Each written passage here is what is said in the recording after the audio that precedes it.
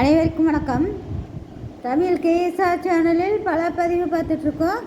கண்ணதாசனுடைய அனுபவ மொழிகள் தான் தொடர்ந்து பார்த்துட்ருக்கோம். இன்றைய அனுபவ மொழிகள்: உலகம் ஒருவனை ஒப்புக்கொள்ளாத போதுதான் அவன் தன்னை பற்றி பேசிக்கொள்ள வேண்டும். அதாவது ஒருவனுடைய செயல்கள், அவனுடைய செயல்பாடுகள், அவனுடைய பழக்க வழக்கங்கள் வைத்து உலகத்து மக்கள் பாராட்டுவார்கள். அப்படி அவன் செய்யக்கூடிய செயலால் ஏற்றுக்கொள்ளாத இருக்கின்ற பொழுது அவன் தன்னைத்தானே பேசிக்கொள்ள வேண்டும் என்ற கருத்தை சொல்கிறார். ஆண்டவன் சில புள்ளிகளை தப்பாக போட்டு விடுகிறான். சில புஷ்பங்களை இடம் தெரியாமல் மலர வைக்கின்றான். திரிந்து போன பாலுக்காகவும் கசந்து போன மனதுக்காகவும் அழுது என்ன பயன்?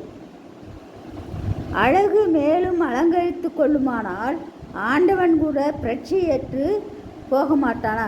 பிரட்சியற்று போனால் தன்னுடைய செயல்கள் இழந்து போக மாட்டானா என்று பொருள். விதி எப்படி இருக்கிறதோ அப்படித்தான் வழியும் போடப்பட்டிருக்கும். அவருடைய இன்ப துன்பங்களுக்கு அவருடைய விதிப்பயன் என்று சொல்வார். எங்கே நல்ல உள்ளம் இருக்கிறதோ அங்கேதான் சோதனைகளும் இருக்கும். புத்தனின் அமைதியும் சத்தியத்தின் நீண்ட கரங்களும் நியாயத்தின் நெடிய உருவமாக எவன் எழுந்து நிற்கிறானோ அவன் அருகிலேயே நிற்க வேண்டும். மூடி கிடக்கும் கதவுக்குள்ளே என்ன இருக்குமோ என்று எல்லோருடைய மனதிலும் எவன் கேள்விக்குறி எழுப்பிக் கொண்டிருக்கிறானோ அவனை நேசிக்க வேண்டும். அதாவது பொதுவான கருத்துக்கள் என்ன அப்படின்னு சொன்னால், நல்ல உள்ளம் படைத்தவர்களுக்கு பல வகையாக சோதனைகளும் ஏற்படும்.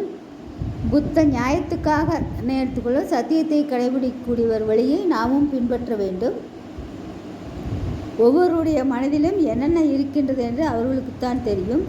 அவர்களுடைய வாழ்க்கை நிலை எப்படி அமைக்க வேண்டும் என்பது அவர்கள் தங்களுடைய மன செயல்பாடுகளுக்கு ஏற்ப செயல்பட வேண்டும் என்ற கருத்துக்களை இதில் பல வகையாக எடுத்து சொல்கின்றார். கருத்துக்களையும் இதற்குரிய படங்களையும் பாருங்கள்.